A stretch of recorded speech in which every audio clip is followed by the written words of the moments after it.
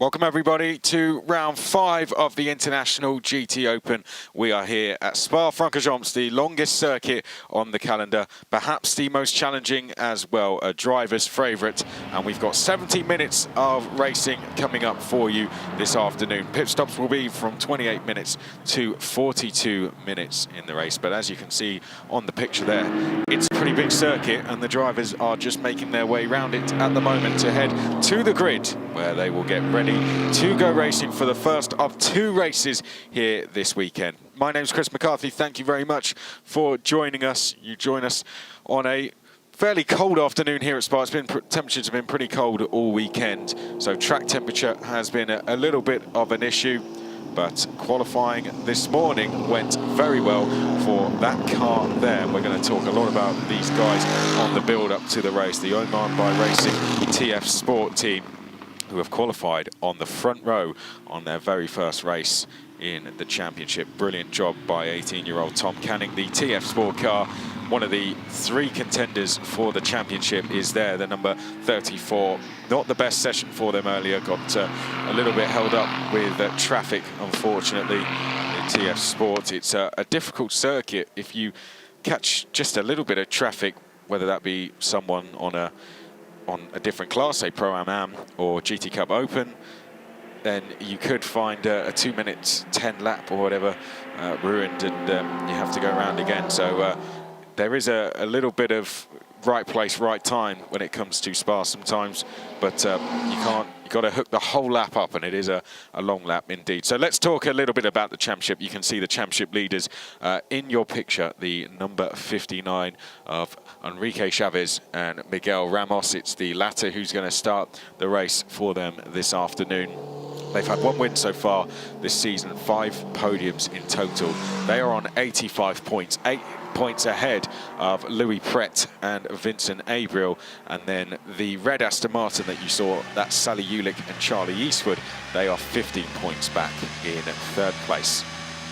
None of those are going to be starting on pole position, because for the 2nd round in a row, Saturday's first race will see that car at the head of the field. The Bentley Continental GT3, the number 26, Fabrizio Crestani, put the car on pole position for the team earlier on, just like he did at Monza. Fantastic stuff from Team Lazarus to get 2 poles in a row. They took their very first win, their very first podium of the season at Monza last time out, the very first win ever for the Bentley in this championship. And they've proved that was no fluke by going once again quickest in qualifying. Fantastic stuff from them. So look forward to seeing how they get on. I did speak to Fabrizio, managed to have a quick chat with him after qualifying, and seemed very relaxed, I have to say. You know, it seemed kind of business as usual. They were very happy with the pace. They almost expected to be hitting form at this stage. You know, he's said to me that they've done no testing at all when they went into Hungaroring. So they treated Hungaroring and Paul Ricard in a way as free practice test sessions. They missed Red Bull Ring. Then when they came to Monza, after having those 2 rounds under their belts, those 2 weekends of track time, they went and won the thing. So brilliant performance from Lazarus, who really are hitting form. They are champions in the series. Fabrizio himself won the championship in 2016 with Lazarus. So these guys know what they're doing in GT. Give them a little bit of time with a new car, and eventually they'll get it figured out. Now, this is the number 60 of Luis Silva and Antonio Coimbra. Luis is going to be the one starting the race for them today. But great to see one of the kind of non-championship contenders on the front row, on pole position. Both drivers on the front row not in contention for the championship. Tom Canning, the 18-year-old who has just decided they're going to come into this race. Officially, it was only on Thursday that they decided that they were going to do this. And Tom Canning alongside Ahmed Al-Harthi, they are going to be racing in that this weekend, and they're going to go off the front row. Ahmed is a 24-hour Spa champion, won the 24-hour Spa last year, so knows his way around this circuit, knows how to win in that car as well. But this, their first race of the year after their British GT plans were put to bed with the coronavirus pandemic, so unfortunately they had to pull out of that event for a number of reasons.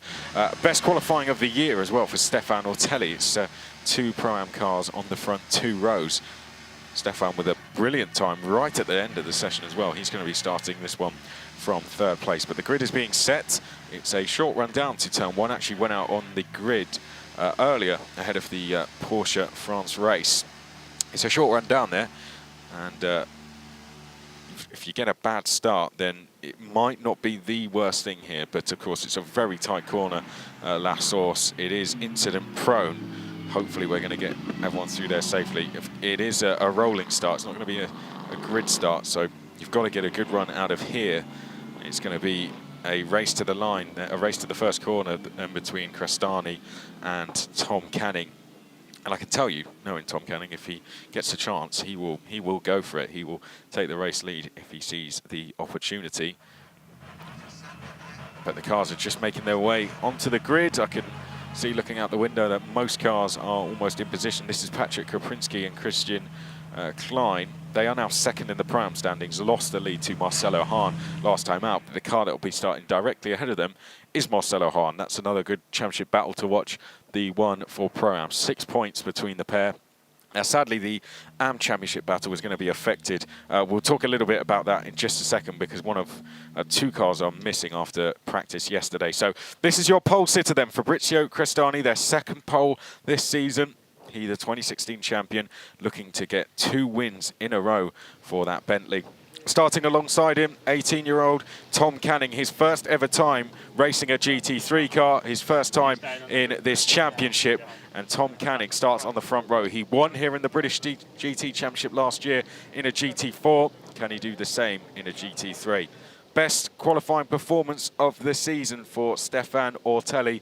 Their best prior to that was a 5th place, an absolutely fantastic result for them. Stefan has showed great skill in overtaking so far this season, so he could be one to watch, as could these guys here, because they're in the championship fight. Louis Pret is going to be starting alongside on the 2nd row. 8 points to chase to championship leaders Miguel Ramos and Enrique Chavez. Next along, though, it is Optimum Motorsports' Ollie Milroy. These guys looking for their first class win of the year. Brendan Irib doing a great job at Monza alongside Ollie. Let's see if Ollie Milroy can get themselves onto the top step. But here is our championship leaders, Miguel Ramos and Enrique Chavez. Miguel Ramos is going to start the race for them today.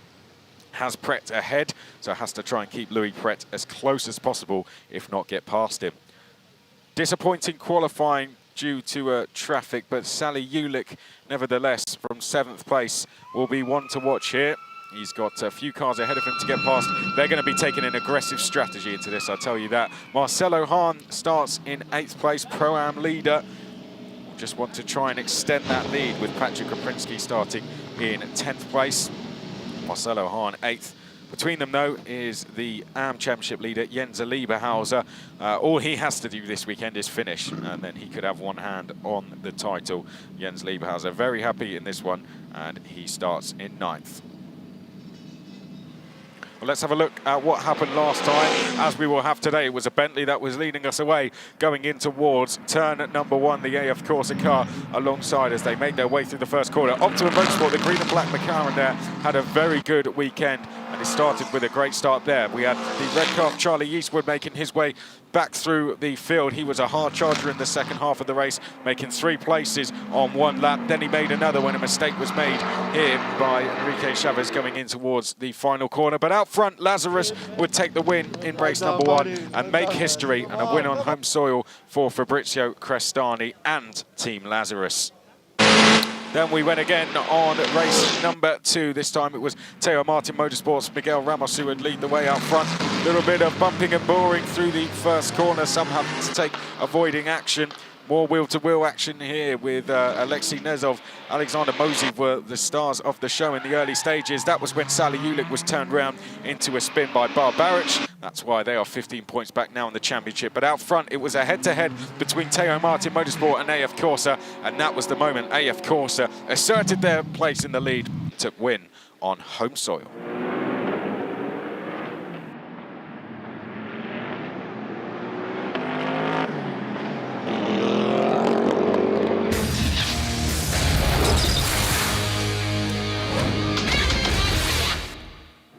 Right, here we go for race number 1 of the International GT Open here, round number 5 at Spa. Crestani and Canning are your front row starters. Great to see Crestani and Canning up the front there. Stefan Ortelli with his best qualifying performance of the season is third. Louis Pret in the fight for the championship starts in 4th place.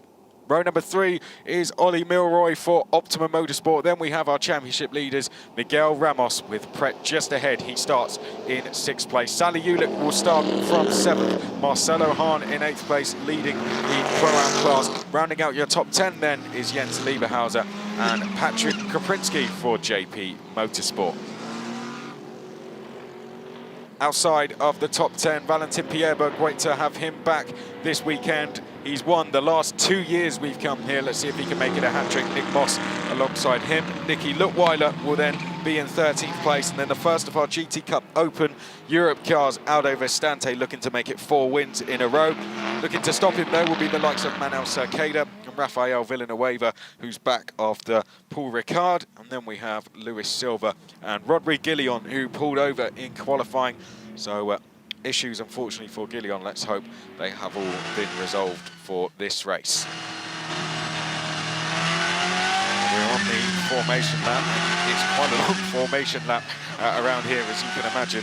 The pole time earlier was a 2:14.605. It is a long lap round here.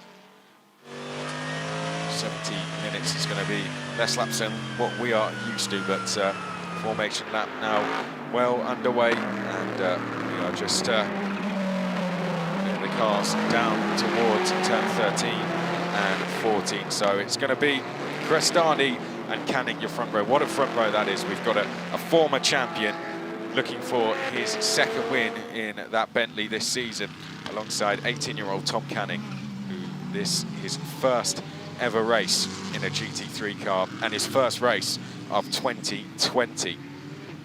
Only done about 2 test days, I think, this year. One at Bahrain, actually, with the Aston Martin team at the World Endurance Championship. He's an academy driver there, and then did, I think, one at Snetterton. They did a test there. That was their last time out in March. But this is first race of the year, and he starts alongside Fabrizio Crestani, and he's got behind him one of the championship contenders, Louis Pret, Stefan Ortelli. Now, Stefan Ortelli, he's been great to watch this year. When he gets the chance, he gets his elbows out. He's been great at making moves, was particularly good at Monza. Let's see if he can put on a show for us here. Ramos and Milroy are on row 3. Milroy to the inside, Ramos to the outside. Ulick and Hahn, row 4. Lieberhauser, Koprinski, row 5. Then it's Pierberg, Moss, Luttweiler, Vestante, Cerqueda, Villanueva, Silva and Guillon. 28 minutes into the race is when we will have the pit lane open for driver changes, and that will last for 14 minutes. But for now, it is all eyes on the screens, all eyes on the circuit. We are getting ready to go for race 1 of round number 5 here at Spa, as they make their way up towards the final chicane. It is going to be, when they come onto the start-finish line, to the left of screen will be Crestani, and to the right of screen there will be Tom Canning. Bentley versus Aston Martin down towards turn 1. Who's your money on?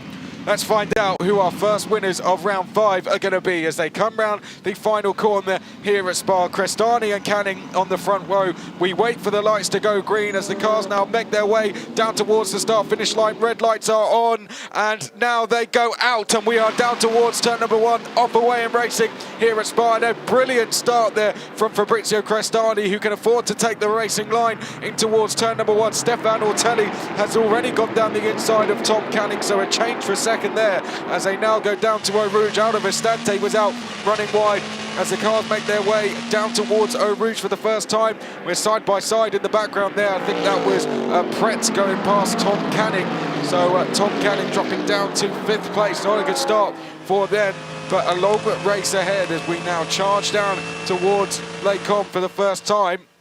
Already a big gap here for Fabrizio Crestani. Brilliant start from him. 2nd place then is Ortelli. Milroy is up to 3rd place. Louis Pret is 4th. Canning in 5th. So a great start from Ollie Milroy, looking to get on the front foot. Just behind Tom Canning, we have Miguel Ramos and Sally Ulick side by side. We can see Jens Lieberhauser in the bright yellow-green Mercedes there, just battling away with a little bit further down the field. But this is your battle for second. A queue is forming already, isn't it, as they make their way out of no name there. That is Saliulik in the red Aston Martin, trying to make as many positions as possible in the early stages here. Miguel Ramos is the car ahead of him as they turn their way now into Pouon. That is the number 72, Nick Moss, starting the race in the number 72 Optimum Motorsport car as Saliulik runs out a little bit wide. He's trying to get past Miguel Ramos. This is the battle just behind, being led by Marcelo Hahn, Jens Lieberhauser in 9th, Patrick Kaprinski in 10th place, as they now come through Stavolo for the first time. Busy part of the circuit this now, as we make the run now down towards Blanchimont. We're on board with Patrick Kaprinski on the opening lap of the race, but out front and already building a lead is, our race leader. Yes, there he is, Crestani. Got a little bit worried there. The timing screens were showing him a little bit further down for a second there, but Crestani is indeed our leader from Stefan Ortelli, sorry, as they come through the final chicane to complete the first lap of the race. Not going to be alone during this race. Elliot Wood is going to be alongside me, and I'll bring him in now. Elliot, a brilliant start there for Fabrizio Crestani, already with a huge lead at the end of the first lap.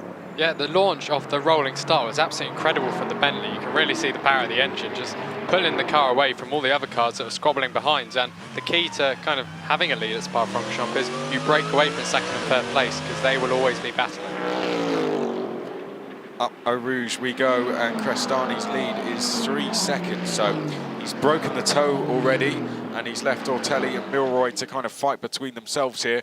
That number 7 Optimum Motorsport car yet to win in Pro-Am so far this season, and Ollie Milroy has just given that team a very good chance of doing that. He's got Stefan Ortelli ahead of him, he's got Louis Pret behind him. This is Tom Canning, the Oman Racing by TF Sport car, guesting at this round. 5th place for them so far. Not where they would have wanted to be given their front row start, but I think the 18-year-old now will settle into this race. He's not done a huge amount of laps around here in this car. We've got a good battle going on in GT Cup Open Europe. Manuel Cerqueda has taken the lead from Aldo Vestante, who is very keen to get it back as soon as possible as they come down towards Bruxelles now. Aldo Vestante looking for his 4th consecutive win here. Manuel Cerqueda in the blue and white colours there in the Porsche behind. That is Aldo Vestante as they come into the downhill left-hander now. These two have battled away with each other on a couple of occasions so far this season, so are we going to be treated to another? Aldo Vestante thinks he has the run here down towards Pouon. He's going to show his nose, but he's going to have the door slammed in his face there by Manuel Cerqueda, who holds on to the lead. Brilliant stuff this, both running just a little bit wide there outside of Pouon. Cerqueda versus Vestante it is in the early stages. Vestante has got to be careful as much as he wants to get back past, as doesn't want to do anything silly and make any contact. He's in the lead of the championship, and if the flag were to go out now, he'd still be there, even if he did finish in 2nd place. He leads by 8 points over that Manuel Cerqueda car. 3 points difference between 1st and 2nd, so he can afford to finish 2nd in both races at this round and still be leading going into the final round. As we see Marcelo Hahn here, this is Valentin Pierre-Berg in the number 20. As we said, last 2 years Pierre Berg has won here, former champion as well, as Jens Lieberhauser there quite keen to get past Marcelo Hahn. Now, unfortunately, Alexei Nezov and Alexander Mosey won't be racing after an incident that they had in free practice at Eau Rouge, corner we're coming up to. And Stefano Caletti and Nicolas Verone as well in the other Lazarus car, sadly watching from the sidelines after a huge incident at Blanchimont. Both drivers in both incidents okay. As we see the other Lazarus car though is leading, and it's leading quite comfortably as well. 3.4 seconds clear ahead of Stefan Ortelli. We've got the start under investigation. If we hear any more on that, we will tell you, but we'll wait to see what the result is of that investigation. As Crestani's lead now 3.3 seconds. Ollie Milroy is in 3rd place. This is Jens Lieberhauser battling away with Marcelo Hahn, and this is our battle for the lead in GT Cup Open Europe. Manuel Cerqueda versus Aldo Vestante.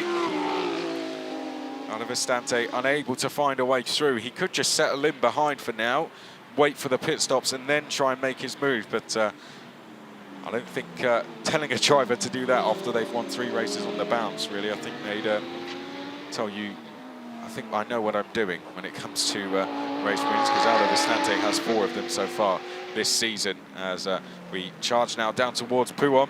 Last time here, Oliver Stante fancied a look, doesn't this time, so he's going to stay in behind Manuel Cerqueda. This the battle for the lead in GT Cup Open Europe.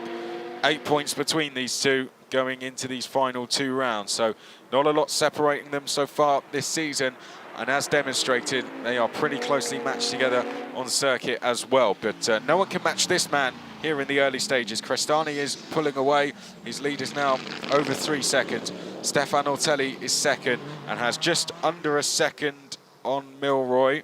Let's see, that gap looks like it might have extended on this lap as they come across the line, and yes it has. So a mistake somewhere from Milroy, and he now has 1.5 seconds. So Elliot, he might be able to focus here, Stefan Ortelli, on closing the gap rather than defending from Ollie. Yeah, and obviously Stefan has so much experience at this circuit and in the car he's racing, so he'll have well placed to know what the race strategy is right now. I think Crestani's 3.1 second lead after 3 laps is, it was 3.5 kind of halfway through the second lap, is incredible stuff for the Bentley. We did see this at Monza, very similar kind of pulling away at the start from pole, but at the same time we literally haven't seen this Bentley do anything like it, as it gets very wobbly on the entry to Le Coombs. We haven't seen this Bentley do a performance like this prior to the most recent round, so they must have unlocked something in that car to make it suddenly perform at this level. Yeah, well, you know, as Fabrizio was saying to me, that the first 2 rounds were almost test days for them, just to try and get the car working and get it up to speed. And once they got it working, which they definitely did at Monza, then they were away and clear. I mean, they did get 4th place at Paul Ricard, so they were showing good pace. You know, they got 4th at the first round as well. They were leading there as well until an incident. So they always did have good pace. It was more just making it to the line in one piece that was a little bit of a problem for them. Now they seem to have got those troubles sorted. They're leading by 3 seconds. However, the gap looks like it's coming down slightly. Stefan Ortelli is going quicker than Crestani on this lap. This is Tom Canning in the background. This is Ollie Milroy in 3rd place, who is falling away from Stefan Ortelli. And he's got to be careful he's not going to get caught by Louis Pret here. The gap between them, 1.4 seconds, but Pret is going quicker on this lap. He's second personal best, so we'll keep an eye on the gaps. I think the main one is for the lead, but then also for 3rd place as well. Yeah, and maybe we'd have suggested that a 1.4 second gap would be enough for like a slipstream battle, but going off the pace that Crestani has pulled away from everyone, I don't think the slipstream is that powerful this weekend. Maybe not. We'll find out throughout the race. Down across the start-finish line they go. This is still our battle for lead in GT Cup Open Europe. Yeah, and the lead gap for the GT Open cars has come down even further, 2.5. A whole 0.6 seconds out the lead there. So, and Ortelli is the, well, no, actually other drivers are lapping in the 2:17s now. Previously it was just Crestani and Ortelli. And then we have around 6 cars in the 2:21s. So a full 4 seconds between our lead group of cars and the pace of the chasing GT Open pack. Our lead 2 in GT Cup Open Europe are fighting right now. They're lapping 2:29, 2:30. So they're around 11 seconds down. So potentially by lap 8 or 9, they could be under threat of being lapped at this rate. Yeah, it's going to happen at some stage, and they're going to want to continue fighting. So we'll cross that bridge when we come to it, I think. But the top 5 all lapping in the 2:17s. However, Ortelli significantly faster than the rest. The rest are doing 8s or 9s. He's doing a 2:17.5. So he's at least 3/10 quicker, 2/3 quicker than all the others in the top 5. This is Jens Lieberhauser, who just can't seem to find a way past Marcelo Hahn at the moment. Koprinski is staying there in play as well. They are leading. These are kind of the leaders in the Pro-Am class here. The one first and third in the queue are the 2 leaders in the Pro-Am points. But as we can see, we've got a Pro-Am car up in 2nd and a Pro-Am car up in 3rd and one in 5th. So particularly for Ollie Milroy, this is a really good chance for them, points-wise, to close the gap. They're on 33 points currently. Kaprinski and Klein are on 47. They've got a really good chance here to chip some points away out of those guys. And it will really be hard to overtake with these 3 cars here, because they're all Mercedes AMG GT3s, so they've all pretty much got the same characteristics. So there's no speed difference between those 3 cars. It's all going to be down to the drivers. And you have a Teo Martin McLaren ahead, and we've seen this in previous rounds. In a straight line, especially out the corners, it pulls away. By the end of the straight, the Mercedes gets closer to it, but not quite close enough to overtake. Here we go. This would probably be their best opportunity going down to the chicane. And already Marcelo Hahn is starting to defend here as we head up towards Blanchimont. This could be a chance here for Jens Lieberhauser to go for a move as they make their way down towards the chicane. He's not going to be close enough though. And Marcelo Hahn, who goes in the middle of the road just to be safe, is going to cover off as they now come out of the chicane. There could be and Jens Lieberhauser, as he was turning in there, Kaprinski was showing his nose. There was almost a little bit of contact. There might have been as we now make our way down towards turn number 1. To the right of picture is Jens Lieberhauser. In the middle is Marcelo Hahn, but Kaprinski is coming up the inside in the left. He's going to go all the way around the outside as Jens Lieberhauser, or he's going to try, and they're going to be almost 3 wide coming out the corner. Now we're going down to Eau Rouge. Who's going to bite first here? We're on board with Kaprinski on the right of picture there. That is Jens Lieberhauser trying to get down the inside of Eau Rouge, and he's done it. Brilliant move from Jens Lieberhauser, and on the exit there, that is Patrick Kaprinski going past Marcelo Hahn. That might be considered an illegal move, but great racing from pretty much the final corner all the way through to the start of the Kemmel straight there. I think he could have a run-in on Lieberhauser going on to Lecombe. He's going to look, no, he's going to keep inside. Lieberhauser actually did look on the entrance of Blanchimont to go around the outside of Hahn and then thought better of it, lost momentum, but somehow was already alongside coming out the final corner as well. I do agree with you though on Kaprinski, because he was all 4 wheels off when he made that move. So we've had a warning come up. Drivers must respect track limits in turn 4. That was turn 4 basically. So maybe he's got away with that one, but I wouldn't be surprised if he was told to give the place back. But Jens Lieberhauser has now got through. Let's have another look at it then on board. Oh, look at that. Jens Lieberhauser down the inside at Eau Rouge, and then Patrick Kaprinski tries to find a way through. Here's another look at it on the right of picture. There goes Jens Lieberhauser. Now the gold and black Mercedes side-by-side contact, and I think Kaprinski would argue that's the reason he had to avoid track limits, because of the side-by-side contact. Definitely. I think if they had, even if they'd gone very close but not touched, he would have no, understanding that he could go along those track boundaries. Also, it's quite dangerous kind of just going over the crest there, because the track curves around the crest, so you actually don't kind of beach yourself on the ground as you go over the compressions. Well, Marcelo Hahn is really, really struggling here. You can see the gap already that the 2 drivers ahead have built, and this is our Pro-Am Championship leader. I wonder if there's a problem with that car. Valentin Pierreberg is now next to have a go at him, but he seems to be really struggling here for pace, Elliot. And Ortelli's taken out another half second through the last 3 laps in each of those laps. Now 1.5 seconds between our top 2 cars. We're not following that battle on screen at the moment, but that's certainly going to get closer through the next laps as well, because Ortelli's actually gone through the second split ahead of Crestani. So potentially Ortelli is right on Crestani's tail now. That might have been a lag, maybe, but Stefan Ortelli is, as we see it, 1.5 seconds back. But of course, anything can change as quickly as that did. This is the Pierreberg battle that we are following. Teams keeping a close eye on things as they make their way now down the Kemmel Straight. So in the back of shot there, the predominantly blue-coloured car, that is Marcelo Hahn. Behind him is a 2-time winner here, Pierreberg. Pierreberg looking to make it 3 in a row as we now head through Lecombe. There's the number 20, you can see Valentin Pierreberg. Great to have him here at this round. Stefan Ortelli has just gone fastest of anyone, 2:17.318. And Manuel Cerqueda is still ahead of Aldo Restante, by the way, but they're still just as close as they were before. In the background, that is Nick Moss. Drove very well at the last round, did Nick Moss. One thing I will say is when Joe Osborne took over that car in the second race, I think it was, he absolutely flew through the field. It was really good to watch, actually. So I'd say watch this space for the number 72 car.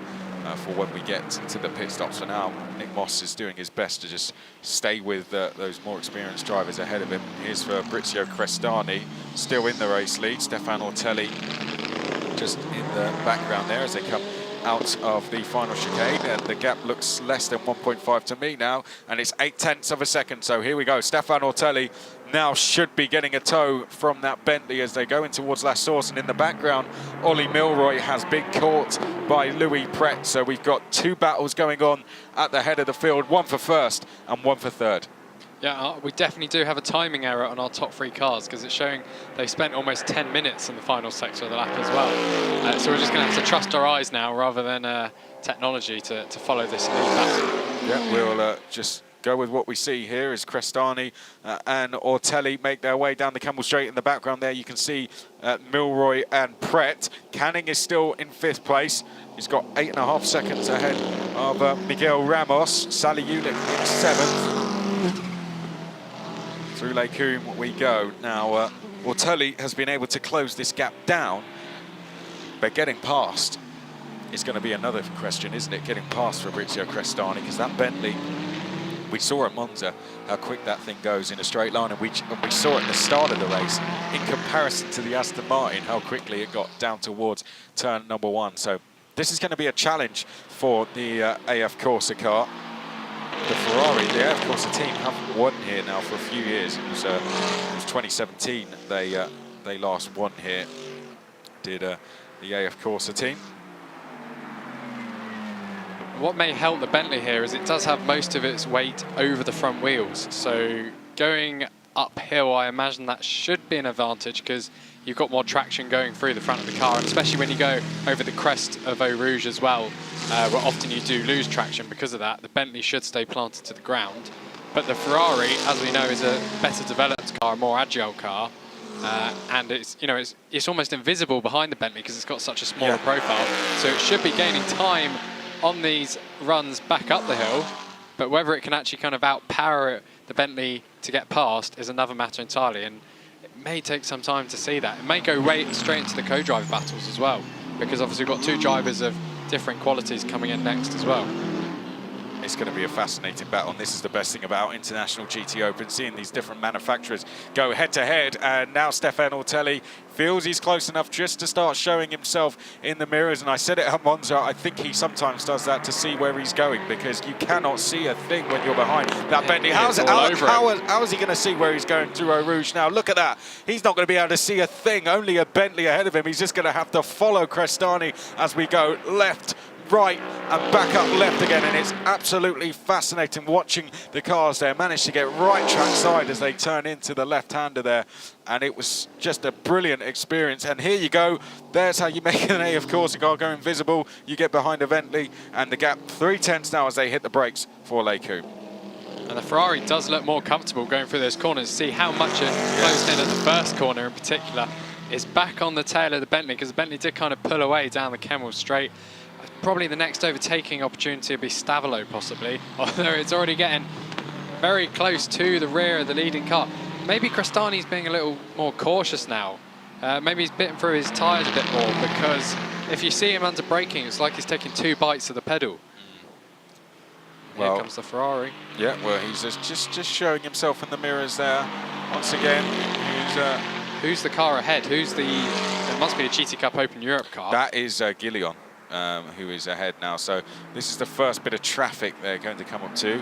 Gillion is 7 seconds back from Silva, so I think he'll just move out the way with no problems. It's not like he's in a battle here. We are getting track limit warnings. People do have to be careful. That is for Ortelli at Eau Rouge. He's got warning for turn 4 on the previous lap, so I don't think he did it on entry. Is they're going to try and pass him? Here we go. They go past Gillion there, and that might have affected Crestani. And here we go. Stefan Ortelli now has got the run for the lead. He's right in the slipstream there of Fabrizio Crestani as they come through Blanchimont. In the left we go, and you can see the power there of the Bentley extends it enough of a gap. And now Crestani doesn't even need to defend as he comes into the final chicane. So Crestani, as long as he gets a good run, out of Stavelot. He is safe going in to that final corner. Blue flags wave in the background. Ollie Milroy goes past Guillaume. Behind him, that is Pret going past Guillaume as well. And with his lights on in the back of picture, that is Tom Canning doing his best to stay with these four. As we now head down to Eau Rouge on lap number 10 of the race. Crestani and Ortelli in picture now. This, your battle for the lead. Lazarus versus AF Corsa, Bentley versus Ferrari. As we charge uphill now and make our way down the Camel Straight. Ortelli is, I think, going to find this one pretty difficult. That's Luis Silva ahead in the Mercedes. Crestani, is he going to be able to get through in time? Ortelli flashing the headlights, and he does get through under braking. So that's good for Crestani. I think this is going to be a problem, though, for Stefan Ortelli. Oh, dear, Stefan Ortelli has to go around the outside at the final right-hander, and he's definitely lost a bit of time there, hasn't he? So Stefan Ortelli a little bit delayed in getting past Luis Silva. Sakeda still leads GT Cup Open Europe. Vestante second. Vestante is now 1 second back as Pret goes past Silva there to put a lap on him. So that's the second of the back markers out the way for Crestani and the rest of the lead quartet. Now, this is going to be a battle that goes all the way to the pit stops, definitely. Stefan Ortelli, if you're him now, I mean, they'll want to keep him in the car for as long as possible. And I guess if you're Crestani, you just keep staying out. If he can't get past you, then there's no point coming in. If you come into the pit, you almost had an opportunity for them to get their jump during the pit stop phase. But up towards Blanchimont we go. The gap between Ortelli and Milroy is 1.7 seconds. This is something we're going to have to monitor, particularly if Crestani just feels the need to start defending. Louis Pret has lost quite a bit of time on this lap now. Trying to get past Luis Silva. He's dropped back from Milroy. He was once only about half a second behind Milroy. He's now 1.2 seconds back as we make our way up to the start-finish line. That is Stefan Ortelli's teammate, I believe, just having a watch, getting himself ready to go. Could be jumping in a car, and is going to be in the race lead. How about that? That would be just a little bit of pressure for Angelo Negro. Up Eau Rouge once more. I could stand and watch that corner all day. It never gets old watching these cars fly up there at the speed they do.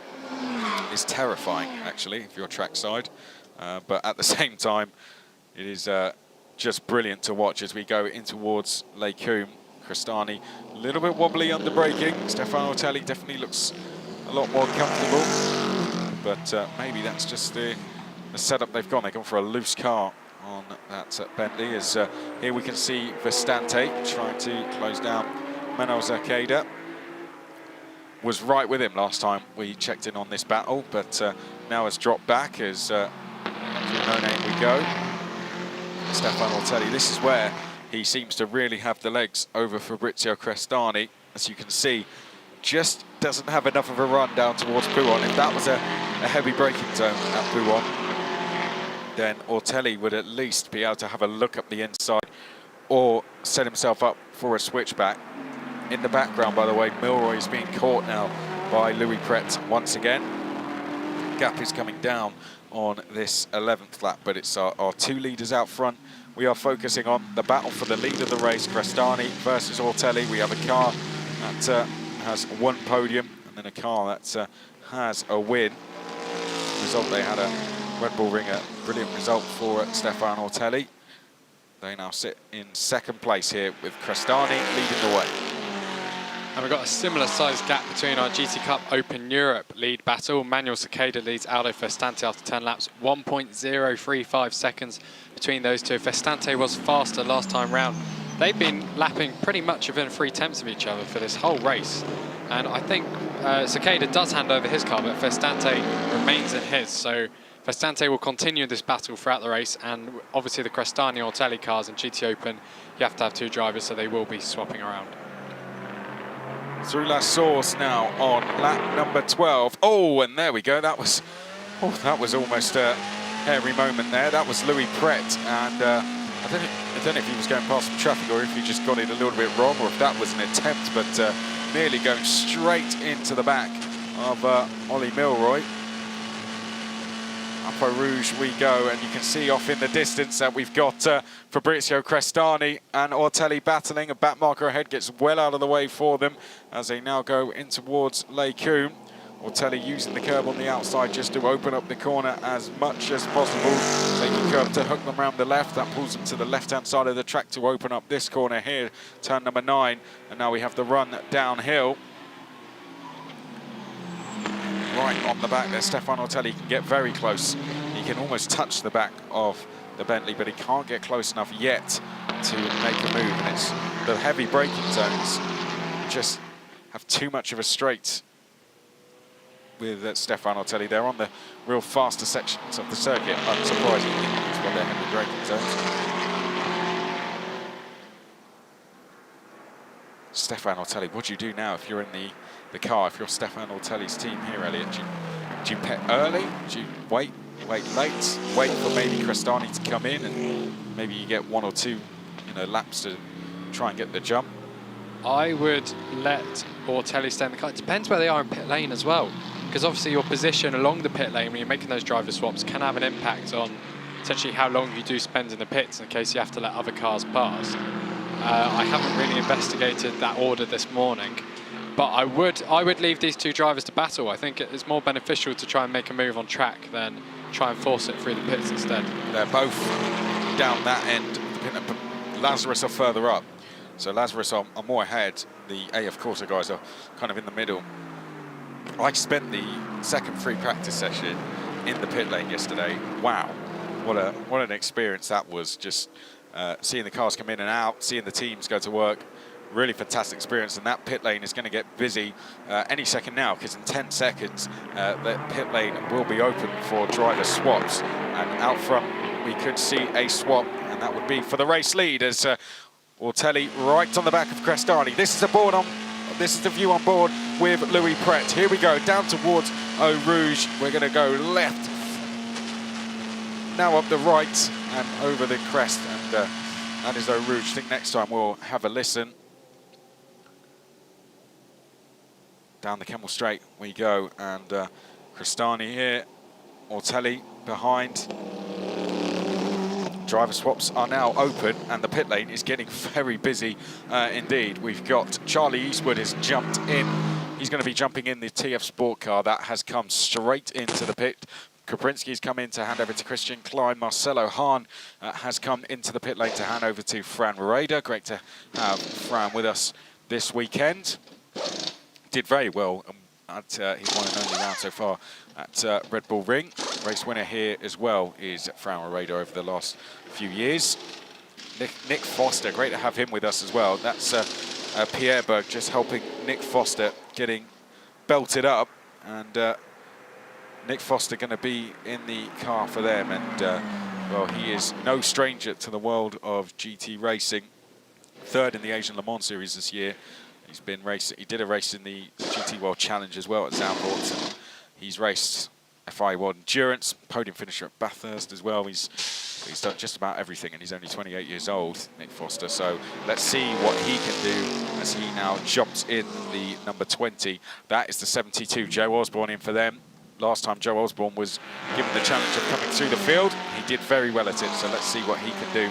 He is going to be going out in 12th place, but our 2 leaders stay out. So the top 7 yet to pit, but 8th, 9th, 10th, 11th, 12th all have been in. Antonio Combra has jumped in place of Lewis Silva as well, and Crestani is in. So Fabrizio Crestani has come into the pits to hand over to Yannick Mettler. Now that has opened the door for Ortelli. The only problem for Ortelli might be traffic, because a lot of drivers have been in pit lane. But the GT Cup Open leaders have also come to the pits. So they should be, the very slowest cars should be kind of out of his way now, besides the ones that he has already lapped. This is Louis Pret and Vincent Abril. That's the race leaders doing their driver swap. Yannick Mettler jumps in, and not a big handicap, no real handicap for them either, which is going to help them in this race. Stefan Ortelli, likewise, they won't really have one as well.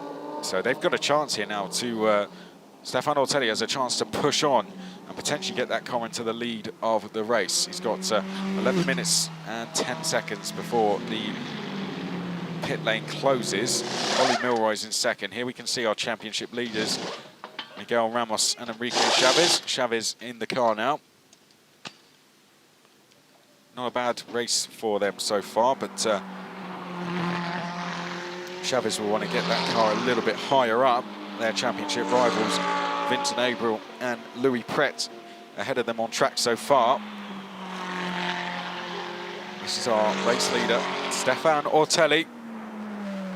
Gap to Ollie Milroy, 1.2 seconds. Ollie Milroy's been catching Stefan Ortelli over the last couple of laps, but Stefan Ortelli going particularly quick on this lap. Now he's got the door opened up for him. He's set a personal best first sector. I wonder if he was eventually saving the tyres for this potential opportunity. Now he's going to make this run all the way to Blanchimont. Very good second sector as well.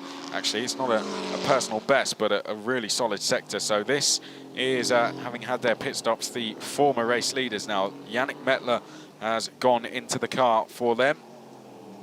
His task, hold on to the race lead and bring the car home to take its second win of the season and its second win in as many rounds.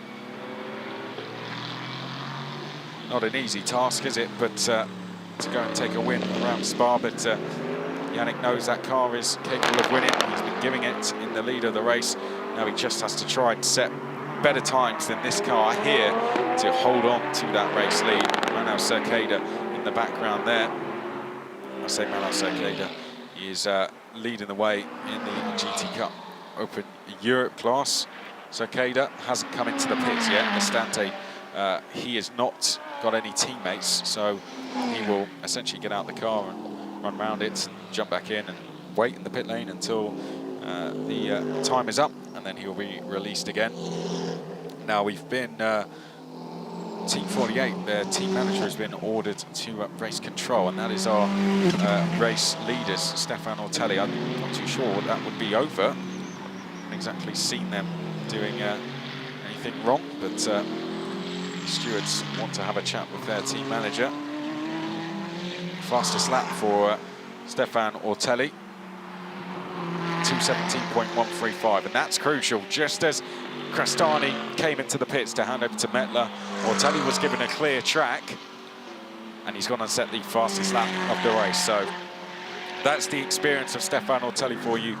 Knew that he was going to potentially be released at some stage. Now that's happened. No mistakes whatsoever for Stefan Ortelli, and he goes and sets the fastest lap of the race. Now his gap to Milroy has extended. It's over 3 seconds now. Canning trying to close in on Ollie Milroy.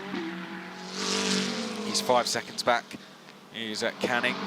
That is Rodrigue Guillon in the pit lane. Fran Wareda trying to make his way up the order. He's gone into 11th place. Let's see what Fran can do from in that number 16 car. 35 minutes remaining in the race. We've got 7.5 minutes of this pit stop window left, and a little bit wide that time. Ortelli just going a little bit wide on the brakes. It's going to cost him on the exit as he now makes his way down towards La Source.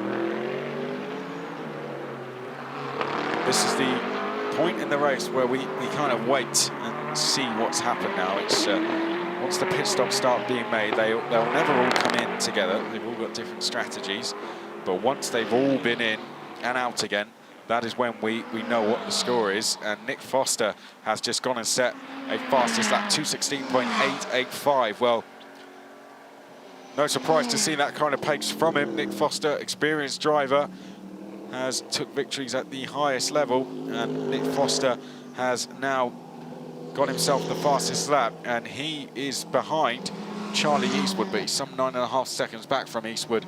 Eastwood himself trying to close down the likes of Chavez and Abril.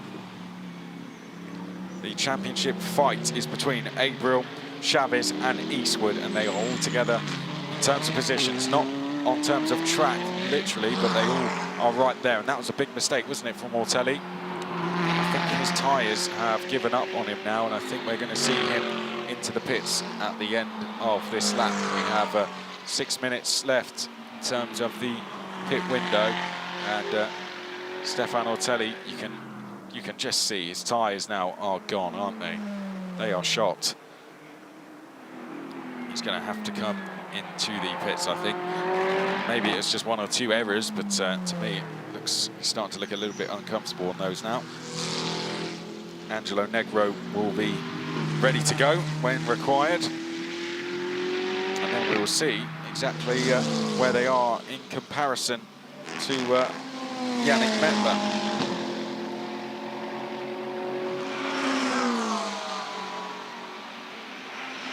Stefan Ortelli making his way up towards Blanchimont now. Are we going to see him come into the pits this time? Or is he going to go for another one? He'll have a chance for about 2 more laps if he wants to stay out there. And he's going to stay out for at least 1 more. Yeah, I think the gap he needs to look at now is the one to teammate Vincent Abril. 1 minute 28 seconds behind. He's the only driver who's actually lapping kind of at the same pace as Ortelli, and then it's the other cars that have pitted, such as Enrico Chavez, who are now lapping in the 2 minute 16s. So we kind of know he's going to come out behind Chavez. It's whether he's going to come out ahead of the likes of Abril, because they are kind of lapping at roughly the same pace, but obviously with far newer tyres. This is the number 7 of Ollie Milroy making his way uphill. He's going to stay out for as long as possible. He's the pro driver in a Pro-Am team, so he will stay out there for as long as he can. Enrique Chavez has gone quickest, so good news for him in the championship fight. He is 14.7 back from Abril. And Stefan Ortelli, who is the leading car, has just been handed a 3-second time penalty for a track limit abuse. That has mostly been at turn 4, Eau Rouge, kind of jumping over the curbs, over the crest of the corner. So I imagine that is probably going to put him not only behind Chavez, but at least behind one other car, because Chavez only has... Oh no, Chavez does have a 12-second advantage to Eastwood, and there's 5 seconds between Ortelli and Milroy. So maybe he won't lose another spot. But his question is where Vincent Abril fits into this, because he is ahead of Chavez at the moment. Well, all we know is Stefan Ortelli's going to win. He has to at least do it by 3.1 seconds when he hands the car to Angelo Negro. And when we saw that team managers being called up to the up to race control for car 48, I think it was you know, if he doesn't stop that, we're going to give him a penalty, and he hasn't. So the penalty has been awarded, and it won't take action until the race is finished. As soon as he crosses the line, his car will effectively stop for 3 seconds in terms of timing, and that's... And we've had the lap times come in from the cars that have already pitted, who are almost a whole circuit behind Ortelli at the moment, and they've closed in by 2 seconds. On that, Ortelli stays out for another lap. His gap to Ollie Milroy is actually going up provisionally, but it's the gap to the cars that have already pitted is the ones we really need to be looking at. 35 seconds to Yannick Mettler. I don't think he's pitted. It's Vincent Abril, who's currently 1 lap down, according to our timing, but he was 1 minute 25 down just as Ortelli comes along to the Bentley. And is that Ortelli? Is that? Or has Chavez actually just got past Vincent Abril? This is Abril. This is Abril on Yannick Mettler. So this is a battle for position, because these two were a few seconds apart before the pit stops, but Vincent Abril, since jumping in that car, has been going very quickly. He's, as Elliot was saying, he's been doing very quick lap times. Tom Canning comes in, his first time racing in a GT3 car, and I think he's done himself very proud there now, and he will hand over to teammate Ahmed El Harthi, the driver from Oman, who will jump in and do his first race of 2020. But here we go. This is Abril versus Mettler. Abril, one of the championship contenders, will want to get past Mettler as quickly as possible. Looked like he had the run going down towards the chicane. Oh, there we go.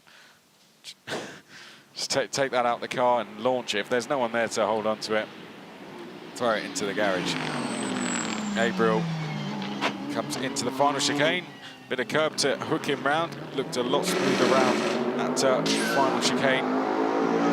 Yannick Mettler did. As they come up to the line, they are completely side by side. We go on board with Vincent Abril there. Abril to the right of picture, trying to go around the outside of Yannick Mettler, turns into Lassour's. Oh, almost a little bit of contact there, but round the outside, Vincent Abril has taken the position from Yannick Tom Mettler. Canning just out in front. He's just come out of the pits, and I think both of them went over to him. He's being given a blue flag, so he actually has to give back that position.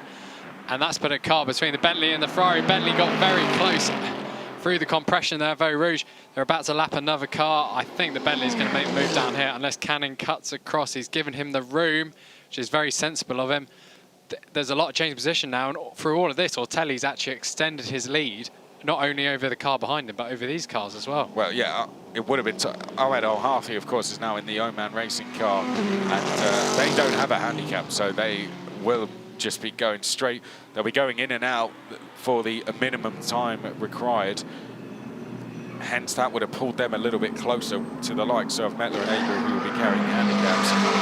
No handicap for Negro and Ortelli, so 75 seconds, the minimum required pit stop for them.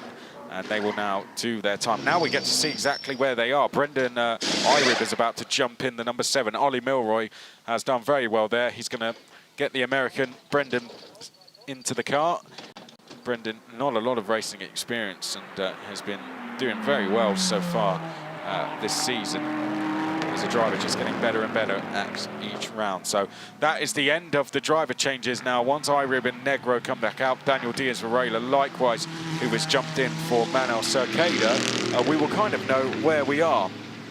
I think this is going to be what opened up the door for Abril. You can see just running a little bit wide there was Mettler. Taking the curve was Abril. Here's a look on board. So missing the curve there is Mettler. Abril jumps over it, sets himself up nicely for the exit of the corner. And already he was drawing alongside there. And that would have given him the chance to do this. He's going to go around the outside of Lassour's. Here we go. Pulls over to the racing line. I'm coming round whether you like it or not. Through he goes, and good driving from Yannick Mettler, I have to say, gave him the room. Could have easily been contact there, but avoided it. So Negro and Irib are currently coming out of the pit lane. Where does this leave him in respect to Vincent Abril? We're about to find out. Coming up the hill now, this is the Optima Motorsport car of Brendan Irib. Negro, I assume, is already out there and ahead. 7 seconds up the road. As they make their way now down the Camel Straight. So Negro is through. Irib is here in picture. In the background, there is Abril, who is now in 3rd. 4th place is Ahmed Al-Hafi, and 5th place is Yannick Mettler. So that is the order as they come down towards the braking zone. In fact, that's Negro, isn't it? To the right of picture, Abril comes down the inside. So Negro has dropped to 3rd. So Brendan Irib takes over the Optima Motorsport car in the lead of the race with an 8.7 second advantage. How about that? What happened in that pit stop then? Because the Irib car was 6 seconds behind as they went into the pits. Well, they don't have a handicap. And the Ferrari, which has only finished in the points twice this year, has come out 6 seconds behind. That is maybe a problem in the pit stop, because you are right. They would not have had one. So, well, there we go. That's changed things massively. One thing that hasn't changed is the battle going on for the lead of GT Cup Open Europe, and that is making its way now down towards the right-hander. So the handicap for Brendan Irib, let's just have a look as we continue to watch because they lost 16 seconds in total in the first sector of this lap to the Negro car to Brendan Irib. So 8 seconds ahead to 8 seconds behind. Well, Stefan Ortelli and Negro did not have one. Pretz and Abril had a 92nd, 85 for Ulick and Eastwood, 85 for Ramos and Chavez. Marcelo Hahn and Fran Rueda had a 95-second one. This is out of Estante going down the outside here, trying to get the lead of the GT Cup Open Europe race of Daniel Diaz-Varela as they make their way out to the final corner now and down the start-finish straight. Out of Estante, can he get through? He's been battling away with Manel Cercada. Now he's battling away with Daniel Diaz-Varela as they go in towards the braking zone, make their way in towards turn number 1.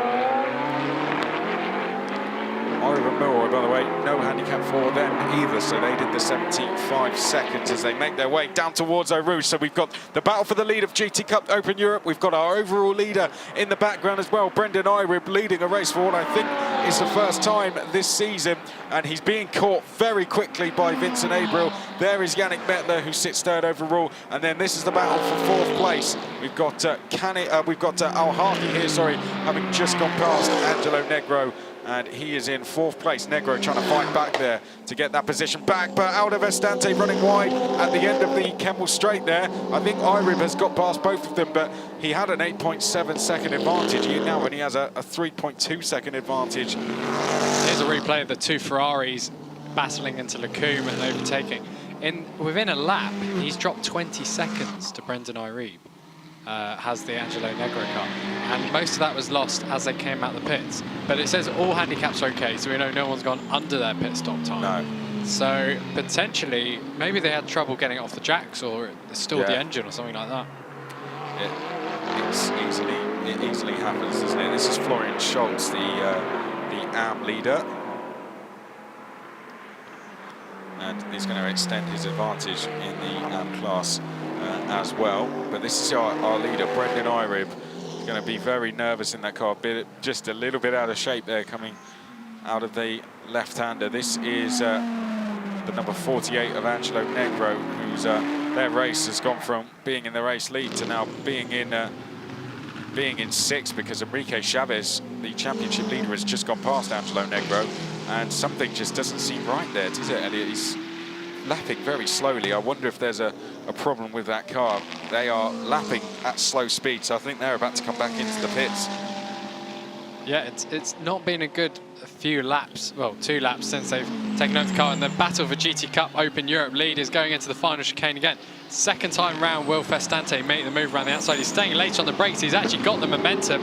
He's got his nose ahead, and he cuts across, and he's going to hopefully give the position back so he can avoid a penalty there. He's lost a lot of time there, Yeah, and they've got blue flags, so both of them going to have to give a position to the cars behind. As we go back to the lead battle, Brendan Irib, I think, missed a gear on the exit of the corner there because it was very slow on kind of the second phase of the exit.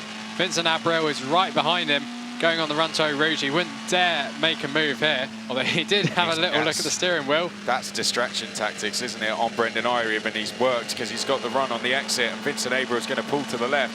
Ferrari versus McLaren down the Kemmel Straight to the right of picture. That is Vincent Abreu. Is he about to take the lead from Brendan Irib? I don't think Brendan would fight this one too hard, or did I speak too soon? Going into the braking zone, Brendan Irib backing out there, and that is a change of lead. Vincent Abreu takes the lead. However, Brendan Irib still has the lead in the Pro-Am class, so this is still good news for that number 7 of Brendan Irib. They are still in the lead. They have not had a class win so far this season, so that is their goal now, is to beat Ahmed Al Harthi to the line, who is about 7 seconds back. Here's a look at that Festante move. So tried to go around the outside, and at the end had to bail out. It was a little squeeze there from Daniel Diaz-Ferreira to say, if you're going to do this, you're going to cause an incident, so I'd back out. And Festante, yeah, just was never going to make that. That was going to cause an incident if he did it, and this was a replay.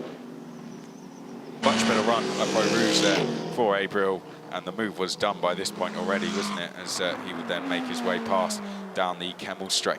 And we return to the GT Cup Open Europe battle, and we've got a steward's investigation notice. Cars involving 16 and That's 44. Fran Rueda. Florian Scholz, the AM class leader as well. No further action. With these 2 lead cars, I do wonder if Cicadas told Diaz-Ferreira that this is where Festante is going to try attacking. As long as you've got your nose ahead going into the final corner, he can't do anything for the rest of the next lap. Yeah, that's probably... But if you do that, you give him an opportunity, Daniel, and I think Aldo Vestante could get the run here as they make their way now down towards Blanchimont. Aldo Vestante in the tow here of Daniel Diaz-Varela. Up towards Blanchimont they go, and just using track limits there to open up that corner even more, Daniel Diaz-Varela. And it's going to be like a replay of the last 2 laps. Let's see if this one goes a bit better, though. Aldo Vestante, he's tried going around the outside. He's tried getting the switchback. He's going to go for the switchback again this time, and I think he might have done this because Diaz-Varela has run very wide there. Vestante will be side by side on the exit. It's the battle for the lead in GT Cup Open Europe. Down towards La Source they go. Is Vestante going to be able to get through? It's going to be Daniel Diaz Varela holding on the inside, and Bastante not quite able to get through as they come out and down towards Eau Rouge. Yeah, and I think he would have got past them, but because Daniel Diaz-Varela kind of went off track and came across, Bastante had to turn a little to the left to avoid an instant, and that just saps your acceleration as soon as you're having to use the steering wheel in a straight line. But he's got a good run going out of Rouge. They do have the Ferrari behind them. I wonder if he's going to risk making an overtake. Very Mick Hakkinen 2000 if we make this happen. Bastante's gone for the inside, Diaz-Varela in the middle. Actually, that's what the TF Sport Aston Martin. Yeah, that's in the middle. Trying to get up he's done this before, trying to get past 3 cars in about 1 corner. He's done 2 of them. Now he's got to try and get past Negro. Negro is the car ahead of him. Clearly there's no problems with that car, but Eastwood looks like he's got that move done. It looked like as they disappeared out of shot there, he had that move done now. And this is the battle for second, IRIB versus Yannick Mettler. Yeah, Ahmed Al-Hafi's closed in behind them as well. He's only 2.3 seconds behind, and that would be the battle for the Pro-Am lead between IRIB and Al-Hafi. And behind them is Henrique Chavez, who is the quickest person on track, which probably isn't a surprise with Henrique Chavez. Especially, you know, he does enjoy going on these charges in the second half of races. But the Bentley is currently all over the McLaren. Does the Bentley, what's the gap between IRIB and Abril? 3.699 seconds. And IRIB's team manager has actually been asked to report to race control. So we know track limits. It's going to be track limits, abusing track limits constantly. And the Bentley's going down the inside of Blanchimont. That's a bit risky. 2 wheels on the grass on the entry. Hits the brakes on the entry to the entry corner as well. That is, I mean, it's a well-performed move, but very, very risky. And it's put IRIB under pressure from Ahmed Al-Hafi, who makes a very clean move, takes 3rd place. Or, yeah, would take 3rd place, and Henrique Chavez is already on the tail of all 3 now. Chavez could be ahead of these cars by the end of the next lap. Yep, Chavez in the background. So we're Mettler, Al-Hafi, IRIB, and in the background, Henrique Chavez trying to get down the inside there of IRIB. Fantastic racing in International GT Open. Hope you're enjoying it as much as we are as they now make their way down towards Eau Rouge. Abril leading this lot by about 9 seconds up the road, so all he has to do is keep it on the track. Unless there's a safety car, I think he'll be okay. But anything can happen in racing, as we have found out on several occasions already this season. And it looks like Chavez is about to get past Brendan IRIB as they make their way down the Kemmel Straight. Ahead of them, that is Mettler trying to defend from Al-Hafi, but going past IRIB looks to be Henrique Chavez, and he's now into 4th. Yeah, and we just got Stewart's notice game. Car number 15, slow on track. That is Alberto De Martin, one of the GT Cup Open Europe cars. Now he would be going. He stopped at turn 11. He's now stopped. Is this going to be a safety car? That looks very stopped. If he look, the car did move a little bit there. Oh, and yeah, we almost saw it move just as the camera cut away. I think he's going to be all right. But where is turn 11? That's just after Lacombe, isn't it? It's, yeah, Bruxelles corner, isn't it? That's No Name corner where he's at turn 10. So that will be Bruxelles, but he stopped around turn 11. So that's No Name, the left-hand corner. Well, these cars have got past fine, so I think he may have got moving again. Well, he must have done. It's only a yellow flag now. It probably would have been double yellows if there was a he looked like there was a big runoff. I think he might have been at Fuon because he was on a big runoff. But maybe he's just enjoying the scenery. I mean, there is lots to enjoy around Spa-Francorchamps. That's very true. There's some really nice shots around here. I think it's a photographer's favourite, this track. You can see why as soon as you get here. And Al-Hafi, I believe, has just made a move on Yannick. No, he hasn't. Why? The timing beam just changed on the screen. It caught me out earlier. Yeah. Tell you what, this is old, like kind of old school Al-Hafi, 2013-14 British GT, when he was with Alexander Sims, the BMW? That is a question I cannot answer. He had a great race at Alton Park, I think, in very similar kind of cloudy conditions to this, where he came from like 7th on the grid and finished 3rd, I think, and that was kind of what kept them in title contention. Well, he won the 24-hour here last year as well. He's had great success over the years as Ahmed Al-Hafi. He had a good chat with him, actually. Yes, he went and spent some time with the TF Sport guys yesterday and had a good chat with Ahmed. You know, it's just been the restrictions. He hasn't really been able to travel out of the country too much, and that stopped him from racing. But they have announced Ahmed Al-Hafi and Tom Canning will race together, as this is going to be Chavez going past. Joe Osborne's having a problem, it looks like. His 2nd sector time hasn't come through. He's dropped 2 places already. He's in one of the McLarens. He has now completed the lap, reinstalled in 10th place, so another timing glitch. As we see Aldo Festante try and take the inside line, he has. He's just taken the GT Cup Open Europe lead. That McLaren kind of helped them out there.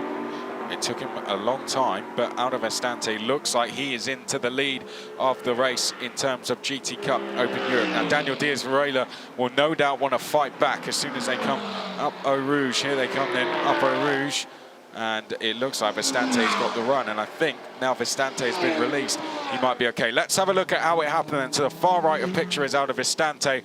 To the left here, this is the Optimum Motorsport car of Joe Osborne, comes at the inside of both cars. Vestante sees what's going on, good opportunistic driving, and follows Joe Osborne through to take the position. Very good driving there from Aldo Vestante. We pick up the Oman Racing by TF Sport car again, and one thing I was going to say is Ahmed Al-Harthi and Tom Canning, they are going to be teammates in the Asian Le Mans Series at the beginning of next year. That was announced not too long ago that they are going to race in the Asian Le Mans Series. So good news for them, and this is a chance for them to start preparing for that, because no doubt it's going to be a challenging series. There's Stefan Ortelli, and I think his reaction says it all. He's very disappointed. That's how the race has turned out, because they were in the lead of the race for a long time, and unfortunately it's just not worked out for them at all during pit stop phase. But there is an AF Corsa car in the lead of the race. It's 9 seconds ahead of this battle here, which is the battle for second between Yannick Mettler and Enrique Chavez. And we have a train of 4 cars now coming through to Eau Rouge. Looking back at that battle between the Ferraris, I guess the one good thing is if you do have a bad result, you don't have a handicap for the next race. So next race, and then obviously next round of the series at Barcelona as well, they're hopefully going to have a stronger time. It looks like Schultz has also made an overtake. We've got another of the GT Cup Open Europe cars being lapped by our front runners now. This is Mettler and Chavez. 9 seconds between them and Vincent Abril. Going slightly quicker than our leader, but with only 12 minutes left of the race, I don't think they're going to be able to make past. Enrique Chavez is all over the rear of Mettler, though. Both of them go over the curves. That is another track limits offence. Although if we think track limits is bad to say, over at the Red Bull Ring, they had a race with 3 drive-through penalties this morning because of consistent track limits abuse. Now that's the corner they're being strict at, is turn 9. I was speaking to some of the Euroformula drivers about that. We'll talk about that in a second, though, because this is a battle for second. Yannick Mettler having the championship leader all over him, and the fight for the title is between Chavez, Abril and Eastwood. Those sets of drivers, it's between those. Now Chavez has an 8-point advantage over Abril. If the race were to finish now, that would be reduced to just 3 points. So Vincent Abril will be hoping that that Bentley that we see in our picture, Yannick Mettler, can keep Chavez at bay. If he can't and Chavez finishes second, it will close by 3 points, obviously going down to 5. But this would almost make things dead level, and Al-Harthi could do these guys a favour as well if he's able to catch up and get past Enrique Chavez. So Ahmed Al-Harthi could come into play here as well as they make their way down towards the chicane. Abril 9 seconds clear of this as they go in towards the final chicane. Out of the chicane and now down the start-finish straight. Mettler trying to keep Chavez at bay. Chavez keen to get past as quickly as possible, and in the background Ahmed Al-Harthi. Oh, and you could see there a little bit of distraction tactic from Chavez as he started moving under braking behind Yannick Mettler. Yannick Mettler had to take a little bit of avoiding action and turn in a little bit early, but it's going to be Mettler who leads Chavez as they go up Eau Rouge on lap 26. And behind them we do have the Pro-Am lead battle. Ahmed Al-Harthi now 9 seconds ahead of Brendan Irene, coming under pressure from the second TF Sport car driven by Charlie Eastwood. Only 0.946 seconds between them. Mettler's kind of swerving across the straight, keeping temperature in the tyres there, but also probably looking in his mirrors because of how small the McLaren is in comparison to their profiles. You know, as soon as he's behind, you can't actually see where he is. So going into the final 10 minutes of the race, the situation is this. Vincent Abril second in the championship. There's a move. That's Eastwood going past Brendan Irib. That is for 5th place. Whether Eastwood can make any more positions. I think he'd need to be a little bit lucky or just incredibly quick, because he needs to make up 10 seconds. So Abriel leads by over 9 seconds ahead of Yannick Mettler, who's trying to get the second podium of the season in as many rounds for that Team Lazarus Bentley Continental. Third place is your championship leader, Enrique Chavez. If he finishes third and Abriel finishes first, the gap between them goes down to just 3 points. Ahmed El Harfi, the first time we've seen the Oman Racing by TF Sport Car here this season. And Ahmed El Harfi, along with Tom Canning, doing very well. They're in fourth place with a chance of an overall podium, especially if this battle kicks off. Irib is in fifth place, led the race for a while a little bit earlier. Charlie Eastwood then sits in sixth place. Not been the best of races for that TF Sport Car, but they could be very quick tomorrow with no handicaps. As we have Nick Foster then in sixth. Great to have him with us. He's on for a Pro-Am podium. Christian Klein in chase, though, in eighth place. Angelo Negro, not been the best of races for him, was handed the car in the lead. He now sits in ninth place. Joe Osborne is in 10th, trying to chase him down. Fran Moreda on his second appearance this season is 11th. Florian Schultz, our AM leader, is 12th. Then we have GT Cup Open Europe, but we're almost pushing each other now down the start-finish straight. Yannick Mettler in the black Bentley trying to defend from Enrique Chavez. Enrique Chavez dives to the inside, now back to the outside, trying to get the switchback. That's Antonio Combra in the silver Mercedes, allowing both drivers through, and I think they're side by side as we go down towards Eau Rouge. They are. To the left is Chavez, to the right is Mettler. Who's going to give up first as they turn in towards Eau Rouge? And Chavez round the outside takes second place from Yannick Mettler, but it's not over yet. We have the run now down towards Lake Coombe, and no doubt Mettler is going to fight back here. You can see Chavez defending. He's even signalling, I'm staying over here, mate, and Mettler is going to go to the outside, and Mettler takes the place back. Brilliant stuff there by both drivers. Very, very close, but obviously track limits at Eau Rouge again. I think on entry, the Bentley went wide, and then on exit was the McLaren. We do have a 3-second penalty for our AM class leader, but as the only AM class driver in the race at the moment, that's not really going to impact their race result at all, as Chavez sticks to the rear. Ahmed El Harfi's been brought right onto the rear of this battle as well. That's what we said, yeah. As soon as they start battling, he's going to be there. And he's 13 seconds ahead of Brendan Irebe now, so he's pretty much got Pro-Am victory rounded up as well in his first GT Open start of the year. Brilliant battling going on. GT Cup Open Europe, by the way, being led by Vistante. He's about 4 seconds ahead of Diaz Varela. Then it's Combra, Gillion, and Alberto De Martin. We have a penalty for car 44, 3 seconds to be added to the end of their time at the end of the race, which is Florian Schultz. But this is the battle for second place overall, and it now involves that Oman Racing by TF Sport Car with Ahmed El Harfi in the car. This is a view of your leader. We haven't seen him a lot over the last few minutes since he jumped in the car. This is Vincent Abriel. Since taking the lead, his gap is now 8.6 seconds, and he's starting to take his foot off the gas a little bit and just take it easy now. The gap's coming down. There's the AF Corsa team. Their last win here was 2017. They won 3 years in a row, 15, 16, 17. They haven't won here since, but this would not be the first time Abriel and his teammate Louis Pret would get AF Corsa back to where they know they can be, at the top in International GT Open. But this is going to be a fascinating battle to the flag, Elliot. We've got a wild card in this as well in Ahmed El Harfi, who will do anything he can to get that second place. Yannick Mettler just wants a podium, but Chavez is trying to reduce the gap between himself and Abriel by just getting past. If he gets past, it goes to 3 points between Abriel behind Chavez. So this is real damage limitation work, as well as a battle for second for Enrique Chavez. And there is under 3 seconds covering these 3 cars, and we know that 3 seconds tends to be the penalty awarded for track limits. I don't think they're on their final warnings yet, but they've definitely been given several warning flags, each of those 3 cars. So that could come into play in these final 5 minutes if they, you know, they don't keep it clean. Or, well, they don't keep it between those white lines specifically at that corner, then, you know, it could potentially cost them positions. Yes, I mean, Yannick Mettler has been given 2, hasn't he? He's been given 1 for turn 4 and for turn 9. He has got to be careful. Now, turn 4 was Eau Rouge, and he was kind of side by side with someone for half of that corner. 9, though, that's coming out of Lake Coombe. You've got to be careful there. That's the corner they are the most strictest at.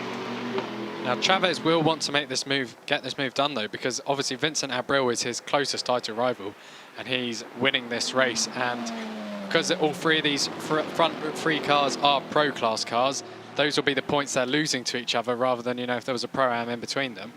So I think Abril would close up to 8 points behind. It will be 3. If he makes the overtake. He is 8 behind. If the flag went out now, it would go to 3 points. If Chavez gets past, it comes down to 5 points, and there's a chance tomorrow with how the handicaps would work that Chavez could kind of extend that gap back out again. This is Ahmed El Harthi doing a great job. I mean, you know, coming in, no experience so far this year. You know, 18-year-old Tom Ganning qualifies second, starts the race, gives the car to Ahmed El Harthi, and El Harthi is now closing the gap up. His last time in a car was Snetterson in March. Now all of a sudden he finds himself in his first race of the year battling for second with, you know, race winners in Yannick Mettler and Enrique Chavez this season. Absolutely fantastic job by them. And these guys here, Vincent Abril leads the way. So far, so good. Brilliant stuff. And with 3 minutes 28 to go, we're going to have this lap, next lap, then potentially one more, depending when they cross. Our leader crosses the line. I think Vincent Abril would kind of want to slow down at this point so he can, you know, do one less lap, because he's got 10 seconds in hand, and you know, the more tyre life you save, the more fuel you save, generally just easier for the team. And it looks like Florian Scholes has overtaken Joe Osborne. I think that's a timing glitch again. So, well, Joe Osborne McLaren, actually, regardless, is such a 54 seconds, so such a gap between him and his teammates in 9th place at the moment. 8 seconds behind Christian Klein, the number 88 Mercedes. I can see Valentin Pierberg pacing along the pit wall. He's just walked back now. But I think he's keeping an eye on the gap between between his teammate Nick Foster and Brendan Irwin ahead, because Foster is lapping at least a second faster. The gap is 4 seconds. Now that would be a battle for second in Pro-Am class. Not quite going to be the hat-trick of wins for them today, as Elliot will leave us. He will be back once again for International GT tomorrow. He's off to do podiums, and we will hear from him again tomorrow. And I think the person who will be calling up as our winner is potentially going to be this man. Anything can happen in racing, though. You've got to make it to the flag. But we're going to keep an eye on this gap between Irwin and Foster, because Pierberg was pacing there. You know, he's definitely on the... I think he sees this gap is coming down. We will certainly be keeping an eye on it. Less than 2 minutes remain now as Abril makes his way up towards the last corner. They're going to see the final lap board very shortly now. Might even be this time round, in fact, as he makes his way now through the chicane. And I think this will be to start the final lap of the race as Abril makes his way across the start-finish line and makes that run down towards turn number 1. And this will be the start of the final lap. So this battle for second place is going to be very interesting. This is our race leader clear out front. I see Yannick Mettler go by, and there's been a change for third place. Ahmed El Harthi has gone through into third. He's gone past Enrique Chavez. This is Vincent Abril. Let's have a listen. Up at Rouge he goes on the final lap of the race, but there's been a change for third place. El Harthi has got by Enrique Chavez.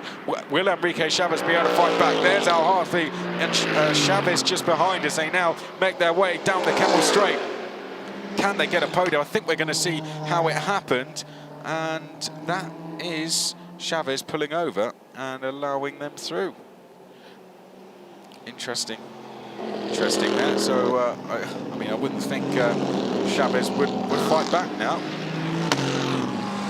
Pulling over and allowing El Harthi through. Of course, points-wise, it won't really change anything. But Ahmed El Harthi looks like he's going to drive that car to a podium, take a podium on his first race of 2020. Enrique Chavez pulling over on the run down towards the chicane there. Yannick Mettler is the one leading the way in this.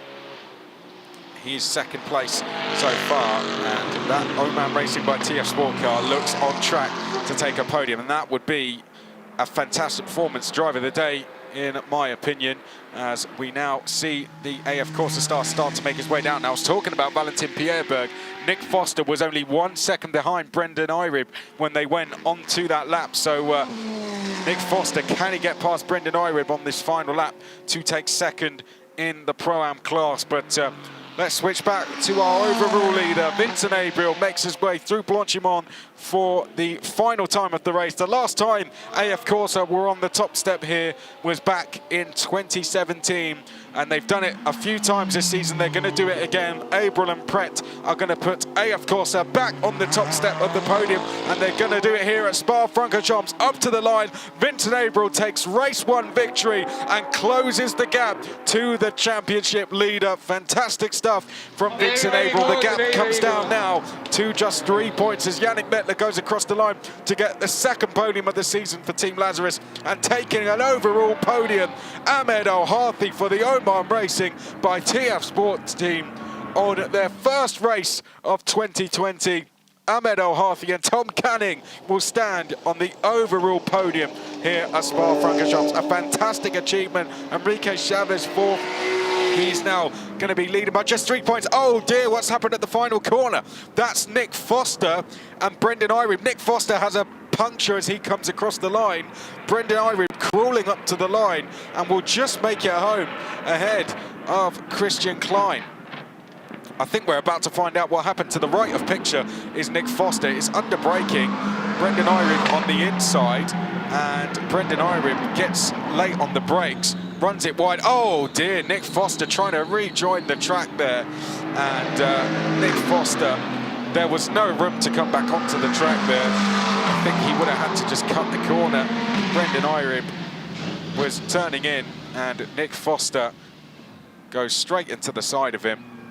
That might be looked at, that one. Nick Foster would be 6th, Brendan Irib 7th. But here is your race winners, Vincent Abriel and Louis Pret. Speaking of race winners, we're about to see another one come across the line as Aldo Vestante makes his way to the start-finish time. But Vincent Abriel and Louis Pret take the race win, their 4th win of the season. Absolutely fantastic stuff. The only track they haven't won at this season is Red Bull Ring. Other than that, they have won at every single track. Fantastic stuff. Celebrations begin at AF Corsa. 2nd, Yannick Mettler. Ahmed Al-Harthi will be 3rd. And I think we're about to see Aldo Vestante come up to the line. So it's going to be 4 wins in a row for the Italian as he turns his way into the chicane. It wasn't straightforward, was it? He really had to fight for this one. And out of the last corner, 4 in a row for Aldo Vestante in GT Cup Open Europe, who further extends his lead in the championship. Brilliant driving from Vestante. Daniel Diaz Varela and Manos Sakeda, they'll have a good go tomorrow, no doubt. And Antonio Combra and Luis Silva on the podium once again, as Rodrigue Guillaume will be 4th in that class, Alberto De Martin 5th. Here's confirmation of the results. Your race winners for the 4th time this season, Pret and Abriel. Crestani and Mettler will be very pleased with that 2nd place. 2 podiums in as many races for that team. Al-Harthi and Canning, overall podium on their first race of 2020. Brilliant driving from both of them. Ramos and Chavez, 4th place. Damage limitation, likewise for Ulick and Eastwood. Pierreberg and Foster provisionally 2nd in Pro-Am. Irib and Milroy will be 3rd. Then Klein and Kaprinski, Moss and Osborne, Hahn and Rueda. The gap between championship leaders in Pro-Am closing in. Ortelli and Negro, what a shame for them, having led the race in the earlier stages. Schultz and Lieberhauser will be your winners in AM. Vestante takes the win in GT Cup Open Europe. So what does that do to the championship? Well, there you can see it actually closes in by even more, doesn't it? 1 point now between Chavez and Ramos. Pret and Abriel, 92 points. So, well, it couldn't be any closer than that, could it? Absolutely nothing between them. And they are pretty much dead level going into tomorrow. Well, their first race of 2020, Tom Canning and Ahmed Al-Harthi, who drove it to the line. Oman Racing by TF Sport finished 3rd. Finishing 2nd, the number 26 of Yannick Mettler and Fabrizio Crestani, having taken their 2nd pole position of the season. A brilliant race from Lazarus, but an even brilliant race from Vincent Abriel and Louis Pret for the 4th time this season. AF Corsa are your winners. Let's go down and hear from them now. We are with Louis Pret and Vince Abril, winners again. And here at Spa, it's the fourth win of the season. Very nice race, Luis. First stint was a little bit more difficult, maybe. Yeah, I mean, the cold temperatures are not helping, obviously. The start was quite tough, the first few laps mainly. Once the tires got up to pressure, I managed to close down the gap to Milroy, and then we were catching back the Bentley and Stefan, which also made a great job. But I mean, first race in Spa this weekend and first win, it's quite cool, and it's such an amazing track, and obviously Vince finished it in the right way, so nothing more to say, and we'll see tomorrow where we end up. And it's all good for the championship, Vince. Yeah, it's time to put some pressure now. I think we're in a great position. We've got a fantastic team. I really enjoyed myself. That's what I told the team on the radio. We had a really good car today. I pushed like hell in the outlaps because I knew we were going to make a difference. Louis was really fast in the race, but was a bit stuck behind the McLaren. So he told us that there was a bit more pace there, and I used everything I could. He did such a good job this morning, and overall in the weekend, I think we've got a strong pairing. So tomorrow's going to be tough. We have a lot of time in the pits, so we can take a coffee, but we will push like hell, like always, and keep the pressure on. Well done, guys. Bravo. Merci.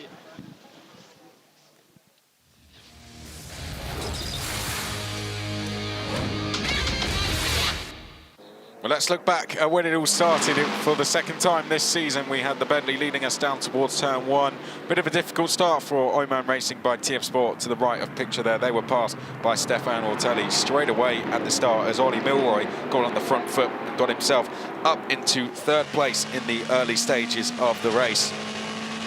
This was Louis Pret, making his way through into fourth place at the start as they made their way up Eau Rouge for the first time and onto the Camel Straight. Brilliant racing in GT Cup Open Europe. Verstante versus Manuel Cerqueda. And we had lots of battling going on for 8th place as well. Jens Lieberhauser going through past Marcelo Hahn eventually as Patrick Koprinski also got through. This was the moment he did it up Eau Rouge. There you can see Jens Lieberhauser going past Marcelo Hahn and also going through a little bit of side-by-side contact, but Koprinski would also go through it into 9th place. 28 minutes in, the pit stops would happen, and after them, Vince Abriel was the one starting to move forward. This was when he went past Yannick Mettler, got the run out of the chicane, and eventually completing that move at La Source. Brendan Ivory did lead after the pit stops, but started to drop down the order. Enrique Chavez there going through to take position. This was the moment Verstante took the lead on Daniel Diaz Varela. Joe Osborne going through, and then we had out of Verstante go through and into the lead, and he would never be seen again. But Vincent Abriel would drive the car to the win with Enrique Chavez back in fourth. That closes the gap to just 1 point going into tomorrow. So now we'll go and hear from GT Cup Open Europe winner Aldo Verstante, who is down in pit lane. Aldo Verstante, I think we owe you some thanks because it was really a great show, very entertaining. You had to sweat a little bit that one, huh? They made me sweat for real. I know it was crucial for the race and for the championship to win and to be ahead of him, more to be ahead of him rather than to win. And I was just putting unended pressure whoever I had ahead of me, trying to gain from the lapping, just doing anything, because I knew I had much less on the straights and much more in the corners. But you need to be quick and take a throw here to overtake. So I needed to invent something. I was at the point I was like, what am I supposed to do now? And I just went for it, and I took a big risk, and I had to have a big reward now, and I hope to do it again tomorrow. Good. That was nice to watch and nice for the championship. Well done. Thank you. I mean, normally podiums now coming up very shortly. There's Elliot actually going off with the microphone. He's going to announce the podiums here for us. So Enrique Chavez with allowing Al-Harthi through. Nat scored him points-wise 8. So he was 7 back from leader, who scored 15, Abriel, and that reduces it from 8 points to just 1 point. But we're going to get Oman Racing by TF Sport onto the podium first. Third place, Tom Canning and Ahmed Al-Harthi when they decide to show their faces. I'm sure they're still celebrating at the moment, but they're going to get to do it in style, and they come out onto the podium. Second place, though, it was, there is to the right of the picture, Tom Canning and Al Hartley. To the left of picture, Yannick Mettler and Fabrizio Crestani. But taking the overall win, AF Corsa, for the first time since 2017 here at Spa, Vince Abril and Louis Pret come on to the podium, and we'll have a representative from AF Corsa out onto the podium as well, and then we will pause for the national anthem after that.